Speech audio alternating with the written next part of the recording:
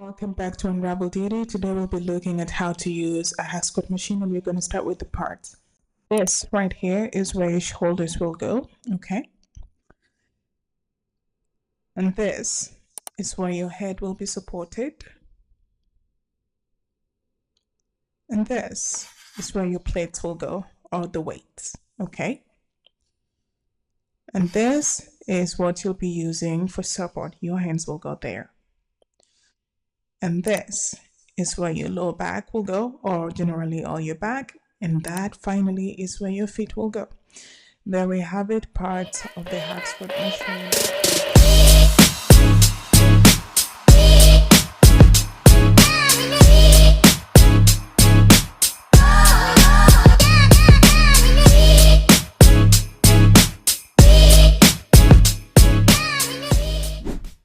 Three key things to remember while doing your hack squat. First of all, to start, you want to push first and then roll the handles inwards. Do whatever number of squats you wish to do, okay?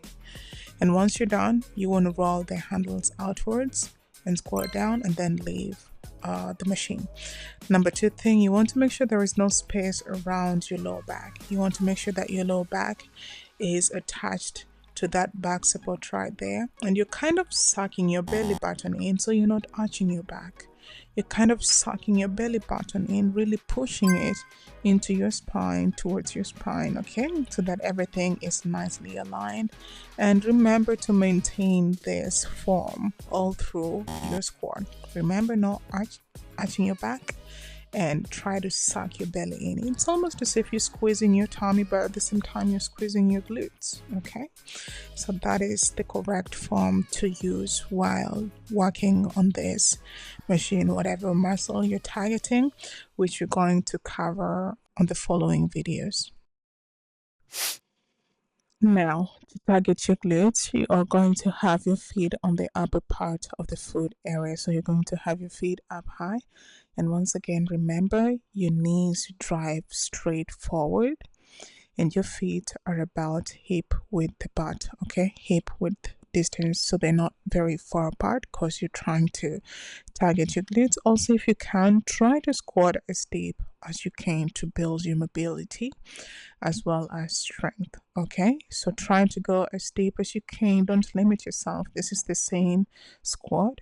We're still targeting glutes here, but from a different angle. So yeah, just so you can see properly what's happening here. Remember, stick your lower back to the back support. Your back is nicely aligned. You can, if you like, you can rest your head on the head support, or if you like, you can just tuck your chin under. Personally, I like to tuck my chin under. I don't normally feel very comfortable with my head on the head support. And don't forget, once again, your knees are driving forward, not so far outwards. Now, to target your quads, you're going to maintain your feet at a hip width distance, and this time your feet are going to the lower part of the foot area of this machine. And once again, remember to tuck your tummy in. Remember to send your navel towards your spine.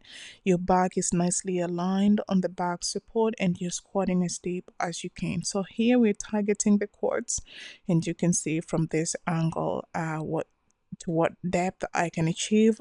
Personally, I don't have the greatest mobility. I mean, it's okay, it's not the worst.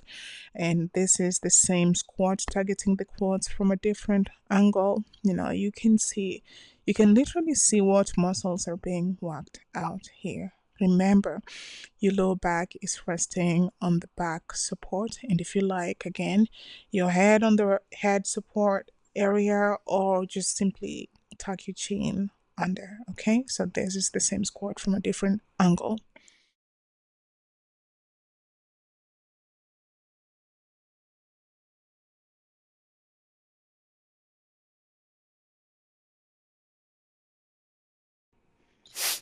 And finally, to work out your inner thigh muscles, which can alternatively be achieved through sumo squats, you are going to have your feet fairly wide apart, maybe towards the edge of the foot area.